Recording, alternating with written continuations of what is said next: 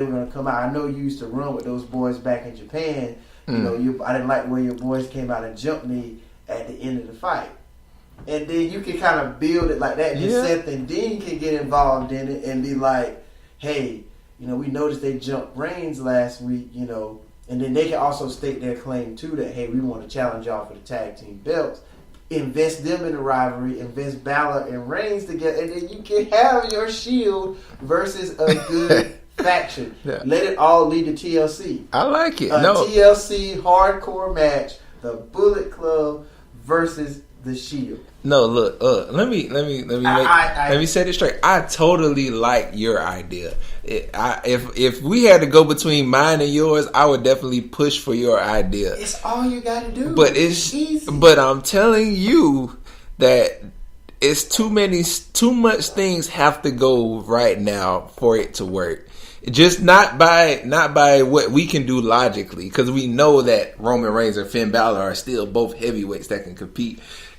Those are your 4 best people on that show right now, besides Braun Strowman. Your top 5 right now when Brock isn't there is Braun, is Roman, is Seth, is Dean, and is Balor.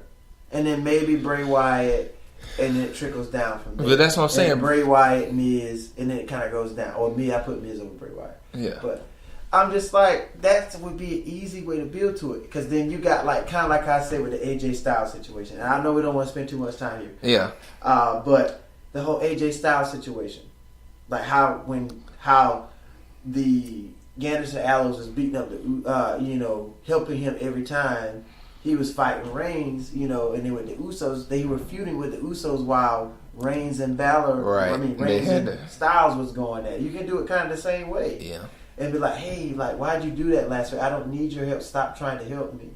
And then they get in Balor's head, like, man, he's in your spotlight. That's supposed to be your spotlight. You won that Universal Championship. Like, yeah, you're right. You're the guy.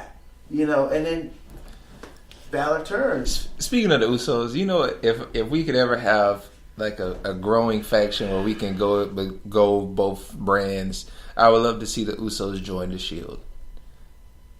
And then AJ Styles can join back on the ballot on the Bullet Club. You're right. So I'm just saying, even though they would have 5 versus the 4, they would have to pick somebody else up for the Bullet Club part. But I would just love to see. That's too many people, though. No, it's not. It's not enough. No, I like 3. We need 4 more. Is pushing it. 5 definitely. 5 is perfect. No. Yes, it is, because now you have the whole show would be about them. But see, they can dominate. That's the thing. You have, what did NWO do? They went and dominated all the shows. They had a lot. But I'm saying it was the gang mentality. They went and jumped everybody. When they beat up somebody, they put their little spray paint on somebody. They was winning the titles and stuff. That was awesome. They need a big faction to just take over, go both shows. They be like, the Shield isn't supposed to be on Smackdown. Oh, like just like. I gotta give you that, man. I can't even hit the button, man. I'm laughing at you, man. Come on. I can see where you go with that. All right, man. But we can get off this. For okay. I'm just saying, I just don't like the Miz Taraj. Yeah, I do agree with you. I do agree. So we finally have the build up, the quick build up for Finn versus Goldust, which was a pretty decent match. I think Goldust has always shown that he's a good wrestler, in-ring wrestler. But of course, Finn Balor does win the match. And then afterwards, we find out that I am tired of this feud. I mean, we know that's Bray Wyatt. Of course. Why are we doing this? Is this going to be... If they fight again, this has to be the end. It has to. I mean, I guess they maybe want to let them get hardcore at TLC, just get really hard, have like a hardcore match type thing. You know what, though? And this be the end all be all of it. I am sick of this rivalry. You know, the only thing that they can do to make me intrigued in this is make Bray have a stronger persona. Like, we know Bray is the guy who thinks he's this cult person who believes he's a god, but now build him into another entity that is that god character that he's supposed to be. Like, maybe, not saying he has to have a whole dress change, but maybe do something different to him to make him appear different, because when Finn does the Demon King, he appears different. And so even though Finn beat him in both styles, everybody says Demon King is like the worst person. So then Bray has this worst person. Then they collide. That's the only way that'll make this feud fresh to me, because now we're just running it down. This time, if they fight again, he's got to be the Demon again. Yeah, he has to. He has to. We can't see another basic basic Finn. He's got to be the Demon, and this match has to be a brutal, hardcore match, and just put this to bed already. Yeah, it's well overdue. I am sick of this. Finn Balor, Bray Wyatt. Finn Balor deserves so much more than what he's getting. This is probably why Triple H is so disappointed in the way they're using him, because you're doing the same thing, right? Month to month to month to month with Balor. It's really disappointing. Yeah, I'm tired of it now. We're going to just jump off of that. But go ahead and move on with it. Because next is what we all love to see, a multi-women's match. Tag team, Sasha and Bayley versus Nia and Emma. But here's something. They showed some signs of Sasha turning heel. Right before, I watched that match, but I probably might have been something. Well, it happened before the match. They was backstage. Sasha came in the room with Bayley, but she was real discontent. Sasha was real standoffish. Bayley was like, "Hey," like she was aggravated, and Bayley was like, "What's wrong?" No, I'm just like, just leave me alone. And then it showed that Sasha was just upset that Bayley and her, that she didn't get the win. And Bayley was like, well, all of us were competing. It was everybody's opportunity. It wasn't like we could just remain. And Sasha was like, you know what, forget it. You're right. We'll just do it. We're okay. We're going to be friends or whatever. So in my mind, that was like, we're showing that Sasha's starting to really get aggravated with Bayley in general and just not having it. Bro. Yeah, that's what she said. Right. So, but they still won the match. I mean, they didn't seem to show it in the performance. They still won the match. I didn't really write much down. It was an okay match, and they still pulled off the win. I think Bayley got she did the Bayley to belly on Emma, which when I saw it last night, I was like, I understand the finisher. I still wish it was something more dramatic, but I was like, okay, it's simple. I can take it. You don't have a lot of big women tonight. It's not believable on Nia Jax. It won't be believable. Her, but it's just. But she did it like off the top rope, for it to work. Yeah, so it takes more to pull it off on her. But right. It's a nice little finisher to get the job done. Yeah. So the ending, the main event for Raw was Enzo. Throughout the night, Enzo had addressed the Kurt Angle that he needed to have a celebration for his victory.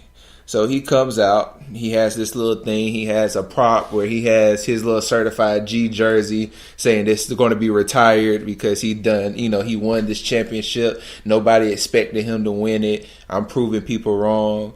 And then the 205 Live, all the cruiserweights come out. And he's like, you know what? He starts calling everybody, just disrespecting each person. Like, you're a bum. You're this. I don't know who you are. I didn't write them down. Go ahead. I know you're going to build up to, but just when you get to that part, I just want to say something. That part, but keep going. Okay. So he's mocking everybody, and he's like, I've done something. All you people are just boring, and I made 205 relevant. And then finally Neville comes out. So go ahead. Hey, Neville looked like he didn't sleep none of the night. How his face looked, it was just like he walked out all slow. His ring gear, yeah, it looked like he just never changed out of his ring gear from the previous night to this night. His knee pad was down. His face looked like he truly couldn't sleep. He didn't sleep. The hair wasn't. How usually the hair is all wet. Yeah, like. It was just like he was dry. He was just like he was dry, like a zombie. He was just like he played his character. He came out. He was like, it was like how they played the thing off as him being a king. Right. It was like literally he got knocked off his throne. Yeah. And he's just picking up the pieces. He just came out like, I'm about to flip on you, bro. Yeah. But go ahead. And so Neville goes on and being like, you're a disgrace to this whole cruiserweight division. And he took a shot at him. He was like, nobody wanted you at the main roster, and they left you at our doorstep. And true. But then Enzo took another true shot that we said something about on No Mercy and was like, I'm selling merchandise. I've sold myself more than any of you guys' merchandise all together will ever sell. Mm-hmm. That's just off my merchandising check makes more than any of you guys. So yeah, which was something that we indicated, and I get no mercy. Yeah, that's literally why he's relevant right now. And so, and maybe that also could be why they gave him the title, knowing that it would also increase sales, that he's a certified G and champion. And now you can add like maybe the little belt decals they've been adding on to the belts. You got that. So it's also boosting all those sales all together. Yeah. So, but, Neville, while they're going back and forth, Neville's like, and I'm fed up. I'm coming in the ring at you.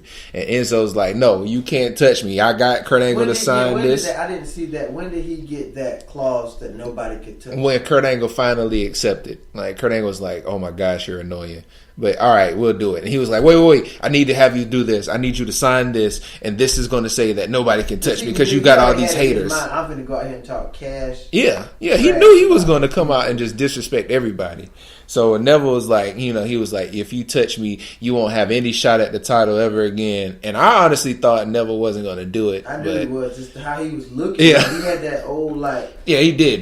Dude, I don't care about that picture in your hand right now. Yeah, he whooped him pretty bad. Stuffed the contract in his mouth and did the 450 splash on him. And honestly, for me, that made Neville seem more like a babyface now. It kind of turned over his thing. To me, it was still heelish. It was more of like a heelish. I mean, his aggressiveness was heelish. Yeah, it was more to the next level. Like, we've seen Neville as a heel. Most of the time, we just see him by just talking, being a heel. I'm the king of the cruiserweights. I'm blase, I'm this, I'm that. But he actually took it to another level. But I feel like the reason I feel that way is because I feel like the roles switched. Because Enzo went from just being I'm going to show everybody I'm the main event underdog, but now I'm this glorious person and everyone else is garbage. Mm-hmm. And Neville is like, oh, you're a disgrace to our league. We just picked you up because these people, he was like, not me, but all the rest of these cruiserweights felt like we should give you a shot. Like, it wasn't me, it was them. So I felt like the roles turned. Talking trash about each other. Exactly. And then when Neville finally, splashed and finished them off, the whole cruiserweight was like, yeah, they was cheering the whole thing on. So I felt like a tide turned in the persona between who's heel and who's babyface. Wasn't it like at a point too where he was trying to run away? And the cruiserweights came down. Yeah, he tried to go out, and all the cruiserweights was like, "No, you ain't going nowhere." So that's why I feel like and my thing on that too is just like, okay, he bashed all the cruiserweights, but then it was kind of like a way of Neville respecting them, right? Like, although it wasn't me, they gave you this chance exactly to be here, like, because I know what these guys can do. Like, I've been in the ring with these guys, even though I may like down them when we're in our feuds. And make them feel less than, but when we get in the ring, we can tear the house down. I can tear the house down with any of these guys. You, on the other hand, all you are is just talk, and it's basically how he won. I like the whole Eddie Guerrero pitch thing that you made about. But see, now him win that way, it's making it look bad because Eddie Guerrero was never really a true heel. Like he was, just did whatever it took. Yeah, he was a he. I mean, he did, like you say, he did the cheating and stuff, but he was lovable. Like Enzo made himself the hated one amongst all platforms now. Yeah, for sure. So I don't like if they're going to give him this Eddie Guerrero kind of thing. I don't like it in a heel fashion. Yeah. And then kind of like how Neville was last night. Like when he first came out, I'm looking at him like. Neville is really going through it right now. Like he looked literally like after he lost that match last night, like he didn't shower, he didn't change, his knee pad was slid down, his eyes like he hadn't had an ounce of sleep all night, and he just literally just came out there and just like, I'm gonna kill you. Look on his face, and then. So I didn't get to see 205 live. I really don't watch 205. Yeah, me neither. But it kind of had me like, maybe I should watch it. Just that's how I felt. Maybe they doing this on purpose. Like, maybe we can start getting people's attention to watch this show. Because since the Cruiserweight Classic, no one has cared about the Cruiserweight division. They have the good spot. They have the good spots on Raw. And they don't really do the Cruiserweight that much on SmackDown. When they're on Raw. Yeah, they don't really do it that much anymore on SmackDown now. Nope. And then it's like, now it's just like, Neville, I guess he feels like I lost to someone who's beneath me. Right. So, But I guess we'll see where that goes. It's really sad when the cruiserweights have to close down Monday Night Raw. That was something Enzo said too. He was like, "Look at where we're at. We're in the third hour." He was like, "You never in your whole career in this cruiserweight, you've never seen this time." Like he was like, he took a good shot at them. He did really good with it. But from a realistic point of view, cruiserweights closing the show.